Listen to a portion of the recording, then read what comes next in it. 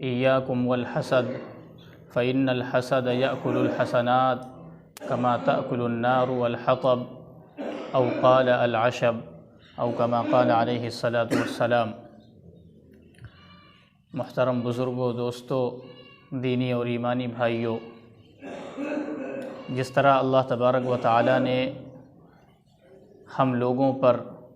بعض چیزیں فرض کی ہیں، بعض چیزیں واجب ہیں، بعض سنت ہیں، بعض مستحب ہیں،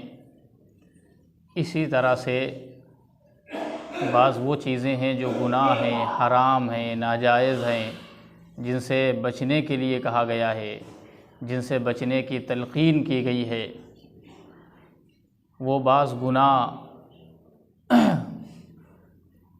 جس کے بارے میں اللہ کے رسول صلی اللہ علیہ وسلم نے اس سے بچنے کی ہدایت فرمائی ہے، اس میں سے ایک بہت بڑا گناہ ہے حسد کا۔ اللہ کے رسول صلی اللہ علیہ وسلم نے حدیث پاک کے اندر ارشاد فرمایا، لوگوں حسد سے بچو، کیونکہ حسد ایک ایسی بیماری، ایک ایسا مرض ہے کہ یہ جس طرح سے آگ لکڑیوں کو کھا جاتی ہے، سوکھی لکڑیوں کو کھا جاتی ہے، اسی طرح سے حسد کی بیماری جس کے اندر لگ جائے اس کے تمام نیکیوں کو جلا کر کے خاکستر کر دیتی ہے۔ راوی کو شک ہے آپ نے لکڑی کا لفظ ارشاد فرمایا یا سوکھی گھاس کا، لیکن جس طرح سے آگ دھیرے دھیرے سلگتی رہتی ہے یہاں تک کہ ساری چیزوں کو بھسم کر ڈالتی ہے، اللہ کے رسول نے اسی طرح سے مثال دے کر فرمائی کہ حسد کی ایسی ہی مثال ہے کہ جس کے اندر یہ بیماری لگ جائے تو اس کے پوری نیکیوں کو، اس کے پورے وجود کو جلا کر کے خاکستر کر دیتی ہے۔ یہ ایک بہت بڑا گناہ ہے۔ ہم اور آپ اگر اپنے معاشرے، اپنے سماج، اپنے ماحول کے اندر نظر ڈال کر دیکھیں، بہت کم اللہ کے ایسے بندے ہوں گے جو اس میں مبتلا نہ ہوں، ورنہ بڑے بڑے دیندار، نماز روزہ تقوی پرہیزگاری کرنے والے لوگ، تہجد پڑھنے والے لوگ، بڑے بڑے دیندار کہلانے والے لوگ، لیکن اگر اپنے گریبان کے اندر جھانک کر کے دیکھیں، اپنے دل کا جائزہ لیں، اپنی زندگی کا جائزہ لیں، تو یہ بات سامنے آتی ہے کہ کہیں نہ کہیں کسی نہ کسی درجے میں حسد کی بیماری لگی ہوئی ہے، اور جو اتنی خطرناک بیماری ہے، اتنی مہلک بیماری ہے کہ جس کا اندازہ ہمیں اور آپ کو نہیں ہے۔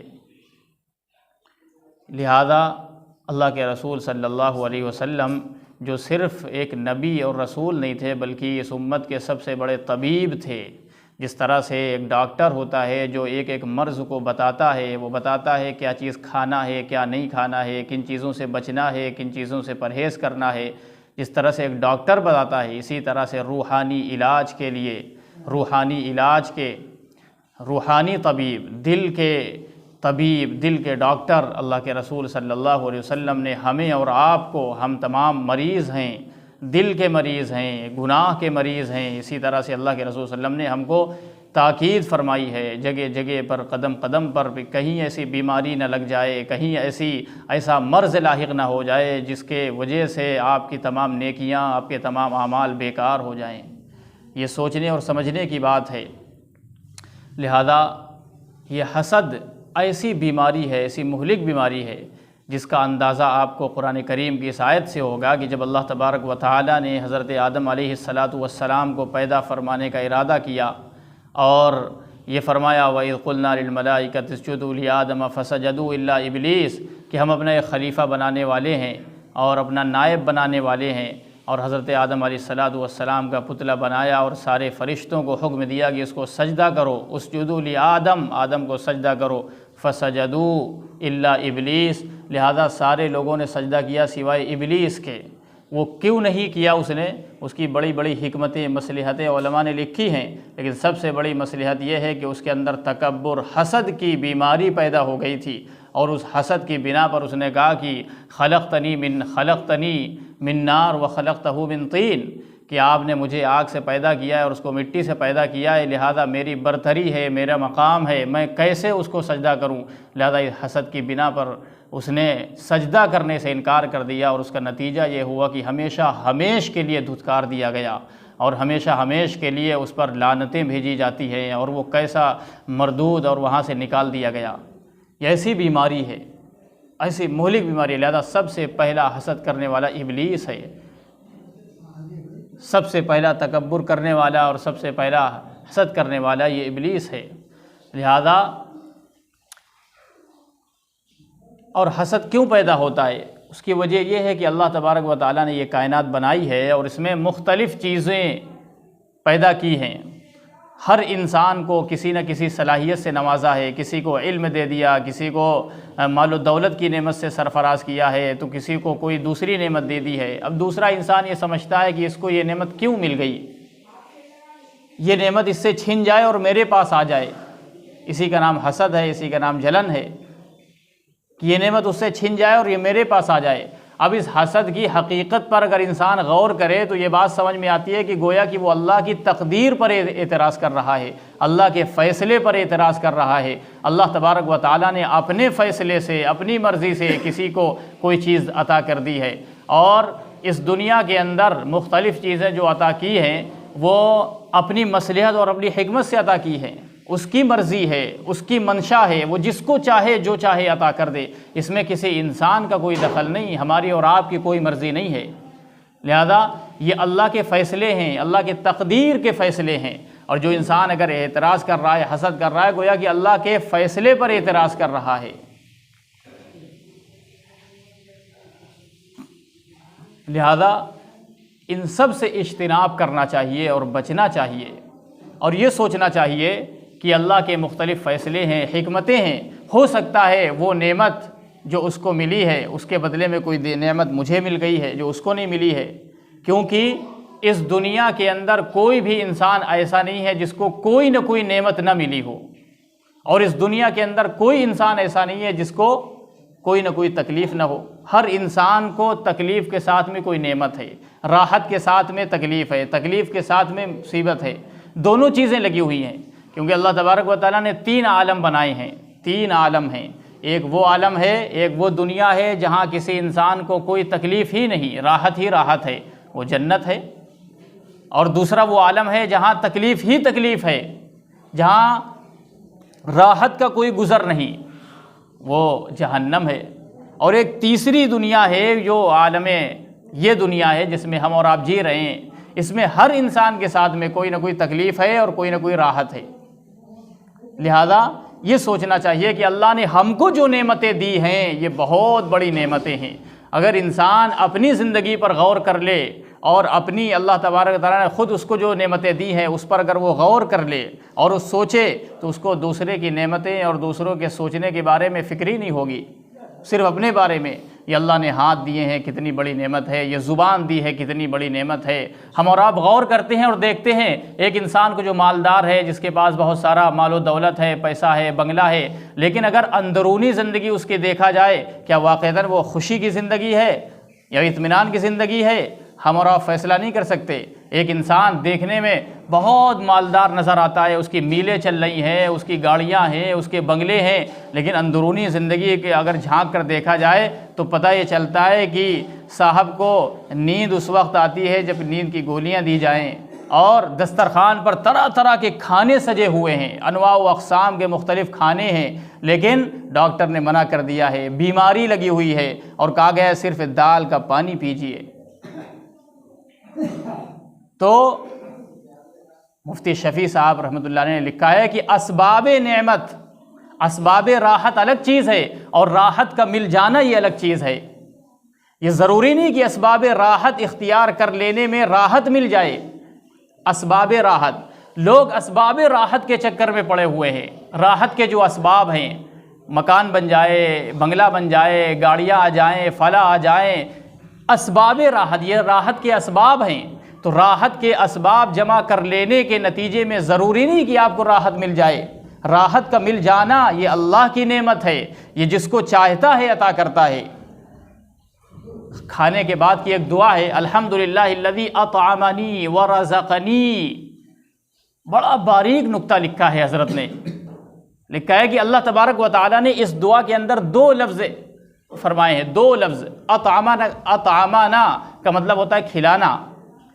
انسان جب کھانا کھاتا ہے تو اس کے بعد دعا پڑھتا ہے تمام تعریفیں اس اللہ کے لیے جس نے مجھے کھلایا اور مجھے رزق عطا کیا۔ تو انہوں نے لکھا ہے کہ دو الگ الگ لفظ ہیں، دو لفظ لانے کی ضرورت کیا تھی؟ پتہ یہ چلا کہ دو الگ الگ نعمتیں ہیں، رزق کا مل جانا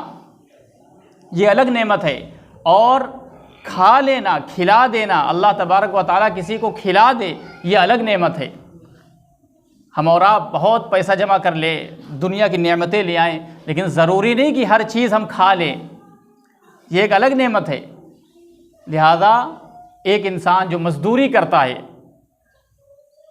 آپ اس کی زندگی دیکھیے، جو صبح سے شام تک مزدوری کر رہا ہے، 8-10 گھنٹے خوب محنت کرتا ہے اور پسینہ بہاتا ہے، اور پھر اس کے بعد شام کے وقت میں موٹی موٹی روٹی چٹنی کے ساتھ میں بڑے مزے لے کر کے کھاتا ہے۔ آپ اس کی زندگی دیکھیے۔ ایک نواب صاحب تھے لکھنؤ کے، وہ ایک مرتبہ بیمار پڑ گئے، اور ایسے بیمار پڑے کہ ڈاکٹر نے منع کر دیا اور کہا کہ اب تم کو صرف بکرے کے گوشت کو ابال کر کے اس کا جو پانی ہے صرف وہ پینا ہے، اس کے علاوہ کچھ نہیں کھانا ہے۔ تو لہذا بکرے کا جو گوشت ابالتے تھے اور اس کا پانی چھان کر کے وہ پیتے تھے، اور جب لوگوں کو دیکھتے تھے دوسری نعمتیں کھاتے ہوئے تو بڑا حسرت افسوس ہوتا تھا، اور بڑی اندر سے طبیعت ہوتی تھی کہ واقعتاً یہ کتنی بڑی نعمت ہے۔ ایک مرتبہ اپنے بنگلے میں بیٹھے ہوئے تھے اور دیکھا کہ سامنے ندی ہے، اور ندی کے اس پار ایک مزدور محنت کر رہا ہے، کھیت جوت رہا ہے، ہل چلا رہا ہے، اور اس کے بعد جب تھک ہار کے چور ہو گیا بالکل، تو آیا ایک پیڑ کے نیچے، درخت کے نیچے بیٹھا اور اپنی پوٹلی نکالی، اور اس میں موٹی موٹی 2 روٹیاں نکالی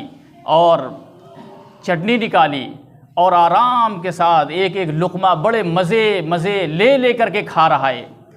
اور نواب صاحب دیکھ رہے ہیں، اور وہ کھاتا رہا، پوری دونوں روٹیاں ختم کر دی، اور پھر ایک مشکیزے سے پانی نکالا اور پانی پیا، اور پھر اسی درخت کے نیچے سو گیا آرام سے، ایسے خراٹے لے کر کے سو رہا ہے بالکل۔ کیا زندگی ہے، کیا لطف ہے۔ نواب صاحب کہتے ہیں کہ یہ ہے حقیقی راحت، یہ ہے حقیقی زندگی کا لطف۔ یہ اللہ تبارک و تعالیٰ جس کو عطا کرتا ہے، جس کو چاہے عطا کر دے۔ تو میرے بھائیوں، بتانے کا مقصد یہ ہے کہ ضروری نہیں کہ اسباب راحت اختیار کرنے میں راحت مل جائے، ہم اسباب راحت جمع کرنے کے چکر میں لگے ہوئے ہیں، لیکن حقیقی راحت کا مل جانا یہ اللہ کی عظیم نعمت ہے۔ لہذا ہر انسان اپنے آپ میں غور کرنا چاہیے۔ قرآن کریم کا یہ اعلان ہے کہ تم اپنے وجود کے اندر غور کرو، اللہ نے تمہارے وجود کے اندر کتنی نعمتیں عطا کی ہیں۔ آپ آنکھ کے ذریعے سے دیکھتے ہیں، پوری دنیا کا نظارہ کر رہے ہیں، ایک اللہ تبارک و تعالیٰ اس کی روشنی ذرا سا ختم کر دے، آپ دیکھنے سے محروم ہو جائیں گے، دنیا کا لطف لینے سے محروم ہو جائیں گے۔ یہ آنکھ کتنی عظیم نعمت ہے، یہ ہاتھ اللہ نے جو دیے ہیں صحیح سلامت چل رہے ہیں، کتنی عظیم نعمت ہے۔ یہ پیر جو اللہ تبارک و تعالیٰ نے دیے ہیں، یہ کتنی عظیم نعمت ہے۔ معدے کا صحیح چلنا، پیٹ کا صحیح ہونا، اور دماغ کا صحیح چلنا، اور زبان کا صحیح چلنا جس سے ہمارا بات کر رہے ہیں، یہ کتنی نعمتیں ہیں۔ صرف انسان اپنے وجود کے اندر غور کر لے تو ہزاروں اور لاکھوں نعمتیں اس کو نظر آئیں گی، اور پھر یہ پوری زندگی اللہ کی عطا ہے، اللہ کی نعمت ہے۔ میرے بھائیوں، یہ ہماری زندگی نہیں ہے، تو لہذا ہم اس زندگی کو اللہ کی مرضی کے مطابق گزاریں، اور اس نعمت کے بارے میں پوچھا جائے گا، ہر نعمت کے بارے میں پوچھا جائے گا، سوال ہوگا، آنکھ کا کہاں استعمال کیا، ہاتھ کا تم نے کہاں استعمال کیا، یہ تو پوری زندگی نعمت ہے۔ لہذا ہر انسان کو اپنے وجود کے بارے میں غور کرنا چاہیے، اپنی نعمتوں کے بارے میں غور کرنا چاہیے۔ اگر وہ صرف اپنی زندگی کے بارے میں غور کرے تو دوسرے کی فکر نہ ہو، لیکن ہم اپنی زندگی چھوڑ کر کے دوسروں کی فکر میں لگے رہتے ہیں، لہذا اپنی نیکیاں بھی برباد کرتے ہیں، اپنا وقت بھی برباد کرتے ہیں، اور بس اسی میں مبتلا رہتے ہیں۔ عبداللہ ابن مبارک ایک بہت بڑے محدث گزرے ہیں، عبداللہ ابن مبارک، وہ کہتے ہیں ایک عرصے تک، ایک لمبے وقت تک میں بڑے فکر مند رہا کرتا تھا، بڑا غمگین رہا کرتا تھا۔ وہ اس وجہ سے کہ میں امیروں کے محلے میں رہتا تھا، جو مالدار لوگ تھے، تو میں بڑا حسرت افسوس میں رہتا تھا۔ میں دیکھتا تھا میرا لباس ان کے لباس سے کمتر ہے، اور میری سواری ان کی سواری سے کمزور ہے، میرا گھر ان کے گھر سے کمزور ہے، لہذا میں بڑا اندر سے طبیعت بڑی مقدر رہتی تھی۔ لیکن پھر اس کے بعد میں غریبوں کے محلے میں نے بسیرا کر لیا، تو اس وقت اندر سے ایک شکر کا جذبہ پیدا ہوا میں دیکھتا تھا کہ میرا گھر تو ان کے گھر سے بہتر ہے، میری سواری ان کی سواری سے بہتر ہے، اور اللہ نے کیا نعمتیں دی ہیں، لہذا ہر انسان کو اپنے سے کمتر لوگوں کو دیکھنا چاہیے۔ یہ ایک بہت بڑا سبق ہے۔ عبداللہ بن مبارک فرماتے ہیں کہ جب میں غریبوں کے محلے میں گیا تو شکر الہی کا جذبہ پیدا ہوا، اور پھر میں نے اللہ تبارک و تعالیٰ کا شکر کرتا رہا، اور پھر مجھے احساس ہوا کہ اللہ نے کتنی نعمتیں دی ہیں۔ تو میرے بھائیوں، یہ ایک بہت بڑی نعمتیں اللہ تعالیٰ نے ہمیں دی ہیں۔ اس نعمت کا تقاضا یہ ہے کہ ہم اس کا صحیح استعمال کریں۔ اس نعمت کے بارے میں پوچھ گچھ ہوگی، ایک ایک وقت، ایک ایک لمحہ، ایک ایک سیکنڈ جو گزر رہا ہے اس کے بارے میں پوچھ ہوگی۔ ہم سب یہ تہیہ کریں کہ ہمارا ایک ایک وقت اللہ کی مرضی کے مطابق گزرے۔ ایک عبداللہ ابن عمرو بن عاص رضی اللہ تعالیٰ عنہ ایک صحابی ہیں، وہ فرماتے ہیں کہ ہم اللہ کے رسول صلی اللہ علیہ وسلم کے ساتھ مسجد نبوی میں بیٹھے ہوئے تھے، ایک صحابی کا گزر ہوا اور اللہ کے رسول نے فرمایا یہ جنتی ہیں۔ آپ بائیں ہاتھ سے جوتا پکڑے ہوئے تھے اور داڑھی مبارک سے وضو کا پانی ٹپک رہا تھا۔ اللہ کے رسول نے فرمایا یہ جنتی ہیں۔ اب حضرت عبداللہ بن عمرو عاص فرماتے ہیں کہ میں بے چین ہو گیا، میں نے ایک دل میں ایک وہ پیدا ہوا جذبہ کہ پوچھوں یہ جنتی کیوں کہا ان کو۔ فرماتے ہیں کہ میں گیا ان کے پاس اور میں نے کہا کہ آپ کے وہاں میں مہمان بن کر آیا ہوں، مجھے آپ کے پاس رہنا ہے۔ تو ان کے گھر میں رہے کہ تاکہ دیکھوں جا کر کہ کون سا عمل ہے ان کا جو اللہ کے رسول نے جس کی وجہ سے ان کو جنتی کہا۔ ان کے گھر میں جاتے ہیں، رکتے ہیں، اور رات بھر کہتے ہیں میں سویا نہیں اس وجہ سے تاکہ دیکھوں کہ رات میں وہ کیا عمل کرتے ہیں۔ لہذا وہ رات میں سوئے نہیں، دیکھا کہ وہ سو رہے ہیں، اور رات میں کوئی خاص عمل نہیں کیا انہوں نے، تہجد بھی نہیں پڑھی، نماز کا وقت ہوا تو نماز کے لیے چلے آئے، اور دن میں بھی کوئی خاص عمل نہیں کیا۔ 3 دن گزر گئے لیکن کوئی عمل ان کو نظر نہیں آیا۔ پھر آخر کار مجبور ہو کر ان سے پوچھا کہ آخر وہ کون سا عمل ہے آپ کے پاس جس کی وجہ سے اللہ کے رسول صلی اللہ علیہ وسلم نے آپ کو جنتی کہا ہے، میں دیکھنا چاہتا ہوں، وہ عمل بتائیے۔ اور میں 3 دن تک رہا آپ کے پاس، مجھے کوئی عمل نظر نہیں آیا۔ تو انہوں نے فرمایا کہ میرے پاس تو کوئی خاص نیکی نہیں ہے، کوئی خاص عمل نہیں ہے، لیکن یہ ہے کہ میرا دل جو ہے وہ لوگوں کی طرف سے بالکل صاف ہوتا ہے۔ میں جب رات کو سوتا ہوں تو کسی کی طرف سے کوئی میل کچیل، کسی کی طرف سے حسد، جلن، کینہ، بغض یہ بالکل نہیں ہوتا ہے، سب کی طرف سے میرا دل صاف ہوتا ہے۔ اللہ کے رسول نے فرمایا یہی وہ چیز ہے جس کی وجہ سے اللہ کے رسول نے ان کو جنتی کہا ہے۔ اللہ تبارک و تعالی ہم سب کو کہنے سننے سے زیادہ عمل کی توفیق عطا فرمائے۔ وآخر دعوانا الحمدللہ۔